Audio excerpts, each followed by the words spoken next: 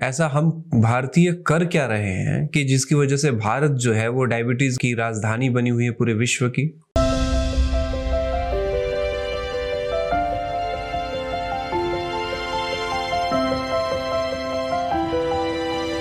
तो शुगर एक इतनी गंभीर बीमारी है कि जो कि हमारे जीवन का 10 से 12 साल छीन लेती है या उससे भी ज़्यादा। और देखा ये जा रहा है कि अभी के दौर में ये शुगर के मरीजों की तादाद जो है वो बढ़ती जा रही है और ये इतना ज़्यादा होता जा रहा है कि अब तो भारत को वर्ल्ड का डायबिटीज़ कैपिटल के नाम से जाना जाता है। अब गूगल करेंगे कि which country is the diabetes capital of this world, तो आपको मिलेगा आंसर इंडिया। ये देखिए, आज का वीडियो उन लोगों के लिए बहुत ज़रूरी है जिनको डायबिटीज़ या शुगर नहीं हुई है, जो चाहते हैं कि ना हो, और उन लोगों के लिए भी ये वीडियो आज बहुत इम्पॉर्टेंट हो जाएगी जिनको रखी है। क्योंकि आज के वीडियो में मैं आपसे जो बातें आपसे करने वाला हूँ, डॉक्टर तो आपसे नहीं करेगा। क्यों? क्योंकि आपने सुना होगा कि घोड़ा घास से दोस्ती कर ले तो खाएगा क्या, राइट? तो उसी प्रकार डॉक्टर अगर आपको ये सारी बातें बताने लगे तो उसके पास मरीजों की संख्या कम हो जाएगी, बढ़ेंगी नहीं। कम होने का मतलब है उनकी अर्निंग कम, पैथोलॉजी टेस्ट में जो पैथोलॉजी वाले कमाते हैं उनकी अर्निंग कम हो जाएगी, फार्मास्यूटिकल कंपनी उनकी अर्निंग कम हो जाएगी, उनसे जो कमीशन मिलता है डॉक्टर साहब को वो भी तो कम हो जाएगा। तो डॉक्टर आपको क्यों बताएगा? दोस्तों, 2-3 बातें ही हैं जो आपको समझनी है, जाननी है। पहली बात तो ये जाननी है कि अगर आप चाहते हैं कि अब लाइफ में शुगर ना हो, ठीक है, तो सबसे पहली बात है ओवर ईटिंग से बचना है, यानी ज़्यादा से ज़्यादा खाना खाने से बचना है। ज़्यादा से ज़्यादा खाना खाने से होता क्या है? अगर आपका पेट अगर उसे पचा पाता है तो वेल एंड गुड है, लेकिन शुगर की जो समस्या है वो 1 या 2 दिन की नहीं है। अगर आप 1 या 2 दिन ज़्यादा खा लेंगे तो आपको दस्त हो जाएगी, आपको लूज मोशन हो जाएगा, बस वहीं तक बात खत्म हो जाएगी। फिर आप 1-2 दिन खाना थोड़ा सा छोड़ेंगे, फिर वो ठीक हो जाएगा।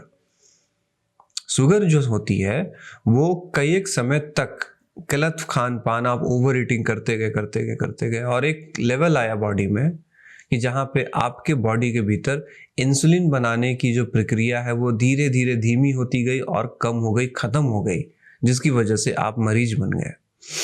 तो ये जानना बेहद जरूरी है। सबसे पहले हम लोग जानते हैं इंसुलिन क्या होता है। दोस्तों, इंसुलिन उस चीज का नाम है जो हम कुछ भी खाते हैं तो हमारे खाना खाने के तुरंत बाद हमारे बॉडी में इंसुलिन निकलता है, जो हमारे खाना खाने के द्वारा जो शुगर हमारे बॉडी में गया है, आप चाहे मीठा खाएं, नमकीन खाएं, आप कुछ भी खाएं, वो उसमें शुगर होता है। तो आप अगर जब वो शुगर आपके बॉडी में जाता है तो उसको डाइजेस्ट करने, उसको प्रोसेस करने के लिए हमारे बॉडी में इंसुलिन रिलीज होती है। इंसुलिन उस शुगर को कन्वर्ट करती है फैट में। अब अगर इंसुलिन कम हो या इंसुलिन ना हो तो जो शुगर फूड के माध्यम से गया वो हमारे बॉडी में एज इट इज हमारे ब्लड में मिक्स होके इधर उधर घूमता रहेगा, जिससे हमें कई प्रकार की बीमारियां हो जाएंगी। हमारा जॉइंट्स खराब होगा, हमारे किडनी खराब होंगे, हमारे दिल की बीमारी होने का खतरा होता है, बहुत तरह की समस्याएं होती हैं। तो इसीलिए ये बेहद ज़रूरी हो जाता है समझना कि इंसुलिन हमारे बॉडी के भीतर बनना कम ना हो। अगर कम सच में आप चाहते हैं कि ना हो तो आपको इस चीज़ पे ध्यान देना होगा कि आपको, यानी आपका जो पेट है, जहाँ पे इसको कहते हैं हम लोग एब्डोमिनल फैट, यानी कि पेट में जो चर्बी होती है उसको आपको मेंटेन करना होगा। मेंटेन क्या, कम करके रखना पड़ेगा, क्योंकि जब जब आप ओवर ईटिंग करेंगे, ज़रूरत से ज़्यादा खाएंगे, वो फैट बॉडी में कन्वर्ट कर देगा इंसुलिन, फैट खर्च नहीं होगा, वो धीरे धीरे डिपॉजिट उसका बढ़ता चला जाएगा और आपकी जो पेट है वो निकलेगी। पेट धीरे धीरे जैसे जैसे निकलता जाएगा, जैसे जैसे फैट स्टोर होगा, इंसुलिन का बनना धीरे धीरे कम होगा। इंसुलिन बनना कम होने का मतलब है कि आप जो है शुगर को इनवाइट कर चुके हैं। तो जो आदमी जिसको शुगर का, देखिए, शुगर के जो पेशेंट होते हैं वो 2 तरीके के होते हैं, एक है टाइप 1 और दूसरा है टाइप 2। टाइप 1 वाले वो है जिनके बॉडी में इंसुलिन बनना शुरू से ही नहीं बना, तो ठीक है, उनको मैनेज किया जाता है इंसुलिन के इंजेक्शन वगैरह देकर। लेकिन जो लोग जिनको शुरू में ये ऐसी कोई समस्या नहीं थी, उनको बाद में लेट एज में अगर हो गया, तो इसका ये मतलब है कि निश्चित रूप से कई एक समय तक, कई एक सालों तक, कई एक महीनों तक कुछ ऐसा खान पान किया गया जिसके साथ हमारा बॉडी स्ट्रगल कर कर के थक गया, इंसुलिन फॉर्मेशन था वो कम हो गया, और फिर हम धीरे धीरे शुगर के गिरफ्त में आ गए। तो ये बात आपको समझना होगा, अगर शुगर अगर नहीं हुआ है तो भी, और अगर शुगर हो गया है तो अब आप ध्यान से सुनिए। हम जब भी डॉक्टर के पास जाते हैं तो डॉक्टर हमें दवाइयाँ दे देते हैं, वो दवाइयाँ काम करती है, इसमें कोई शक नहीं है।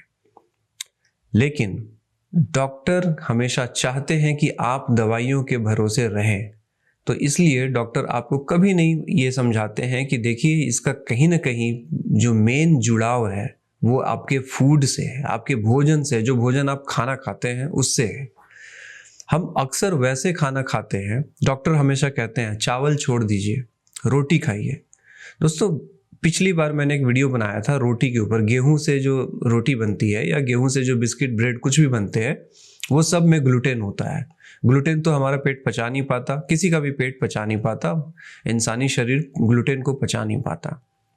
कुछ किसी को इंस्टेंट रिएक्शंस देखने को मिलते हैं, किसी को लेट एज में या कुछ समय के बाद मिलते हैं। ठीक है, मैं इस मुद्दे पे बात नहीं करूंगा। अगर कुछ इसके बारे में जानना हो तो आप हमारा लास्ट वीडियो देख लीजिएगा, उसमें आपको मैंने कुछ चर्चाएं इसके ऊपर की है।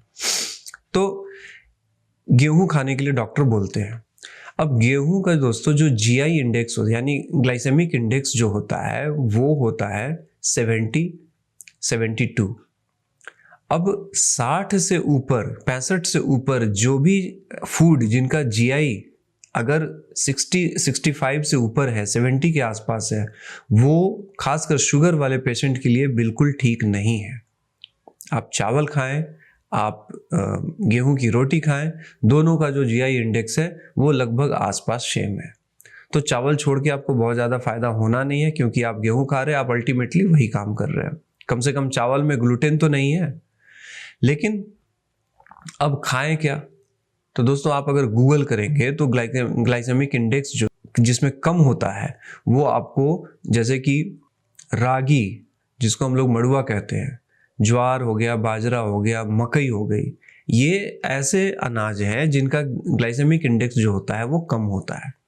तो जीआई कम होने का अपना फायदा है। फायदा क्या है कि जो फूड हमारे पेट के अंदर जाते ही तुरंत अगर शुगर फॉर्म करना शुरू करे, तो अगर समझिए इसको ऐसे कि अगर बहुत ज़्यादा गेस्ट अगर हमारे घर में आने लगे और हमारी तैयारी अगर 2, 4, 5 की है और अगर 12, 15 गेस्ट आ गए, तो क्या हम उन्हें हैंडल कर पाएंगे? नहीं कर पाएंगे। या फिर कुछ ऐसे गेस्ट आ जाएं जो कहें कि नहीं तुरंत हमें जाना है, तो क्या आप उनका आदर सत्कार कर पाएंगे? आप नहीं कर पाएंगे। ठीक उसी प्रकार अगर हमारे बॉडी के भीतर कुछ ऐसे भोजन चले जाएं जो तुरंत डाइजेस्ट, मतलब जो तुरंत शुगर फॉर्म करना शुरू करे, तो उसके अनुरूप यानी उसके प्रोपोर्शन में अगर इंसुलिन फॉर्म नहीं होगा, तो खासकर शुगर के जो पेशेंट हैं उनके भीतर तो इंसुलिन जो फॉर्मेशन है वो तो स्लो होता है ना।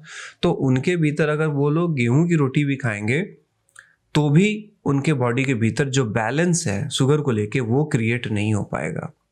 फिर समस्या बिगड़ेंगी, डॉक्टर के पास जाएंगे, डॉक्टर जांच लिखेगा, तो जो लेबोरेटरी वाले हैं उनका फ़ायदा होगा, दवाइयों का जो दवाइयाँ बेचते हैं उनका फ़ायदा होगा, फार्मास्यूटिकल कंपनी का फ़ायदा होगा।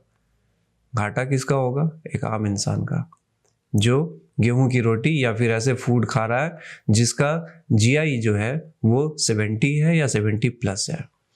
तो इस समय में ऐसे जगह पे आपको ये समझदारी रखनी होगी कि जो पहले के जो भोजन, जो मूल भोजन, जो भारतीय परिवेश का जो मूल, जिसको कहते हैं मेन फूड क्रॉप था, ठीक है, वो उसके तरफ मुड़ना चाहिए।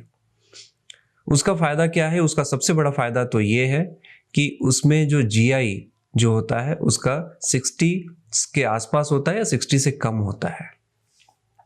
और चावल जिनको खाना है, बहुत पसंद है, ठीक है, आपका जेब अगर अलाउ करता है तो आप निश्चित रूप से एक चावल है जो मैंने पढ़ा है वो उसका जीआई इंडेक्स कम होता है, वो है बासमती चावल। थोड़ा बाज़ार में महंगी मिलती है, बट वो आपका काम कर देगा। वो आपका जो चावल खाने की जो इच्छा थी उसको वो शांत कर देगा, और इसका जीआई भी कम होता है, तो वो थोड़ा सेफ है। बट ये इस भ्रम में ना रहें कि डॉक्टर ने मना किया है कि चावल छोड़ के गेहूँ खाएं, ठीक है, तो इससे कुछ खास फायदा होना नहीं है। तो दोस्तों, ओवर ईटिंग से बचना है। अगर ओवर ईटिंग आप कर भी रहे हैं तो आपको उतना ही खर्च अपनी एनर्जी करनी है, ताकि फैट जो है वो हमारे बॉडी में स्टोर उतना ना हो, है ना। अब इन बातों के साथ साथ एक और बात है जो आपको जानना चाहिए, वो ये है कि ग्रीन टी के बारे में।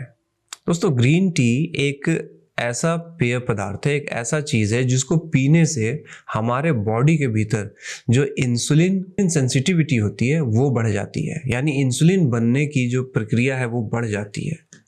डायबिटीज़ किसको होता है? जिसके भीतर इंसुलिन सेंसिटिविटी कम हो जाती है, जिसका पेट निकल जाता है ना, तो उसके भीतर एब्डोमिनल फैट बढ़ने की वजह से इंसुलिन सेंसिटिविटी कम होती है और वो शुगर में कन्वर्ट हो जाती है ना। तो उसको ये हैंडल कर सकता है ग्रीन टी। दूसरा, ग्रीन टी पीने का फ़ायदा एक ये भी है कि इसके भीतर जो थियामाइन होता है वो हमारे ब्रेन को शांत रखता है। तो हम क्यों नहीं ग्रीन टी की ओर जाए, जिससे हमें डबल फ़ायदा मिले, हमारा ब्रेन भी शांत रहेगा और हमारा शुगर, हमारे भीतर जो इंसुलिन फॉर्मेशन है, जो इंसुलिन सेंसिटिविटी है, वो भी ठीक होती रहेगी, ठीक है। तो ये कुछ छोटी बातें हैं जो एक डॉक्टर आपको नहीं बताएगा। एक आम इंसान हूँ मैं भी, आप ही के जैसा, इसलिए मैं चाहता हूँ कि ये बात आप तक पहुँचे, और अगर आप भी परेशान हैं इन चीज़ों से तो आप अपनी परेशानी को इससे कम कर सकते हैं। दोस्तों, मैंने पढ़ा है कि अगर सिर्फ आप इतना करते हैं तो आप अपने जीवन में कम से कम 10 से 12 साल ऐड कर सकते हैं। तो दोस्तों, मेरी कही गई बातों को आपका अगर मन है तो आप विश्वास कर लें, और नहीं मन है तो आप गूगल पे जाके इसमें कितनी सत्यता है उसको जांच जरूर करें, क्योंकि ये फायदा आपसे जुड़ा हुआ है। दोस्तों, मेरे आज के वीडियो में कोई मसाला नहीं था, कुछ नहीं था, बस एक ज्ञान है, एक छोटा सा ज्ञान है, एक छोटी सी बात है जो आपके काम आ सकती है। और अगर आपने मेरे चैनल को सब्सक्राइब नहीं किया तो चैनल को सब्सक्राइब कर दीजिए, क्योंकि देर सवेर मैं कुछ ना कुछ ऐसी चीज़ें अपने चैनल पे लेकर आने की कोशिश करता हूँ जिससे हमें फ़ायदा मिले। तो आज के लिए इतना ही दोस्तों, बहुत बहुत नमस्कार, धन्यवाद आप सभी को, और अपना ख्याल रखिए, और हो सके तो इस वीडियो को शेयर करने की कोशिश कीजिए ताकि फ़ायदा और भी लोगों तक पहुंच सके। धन्यवाद। जय हिंद।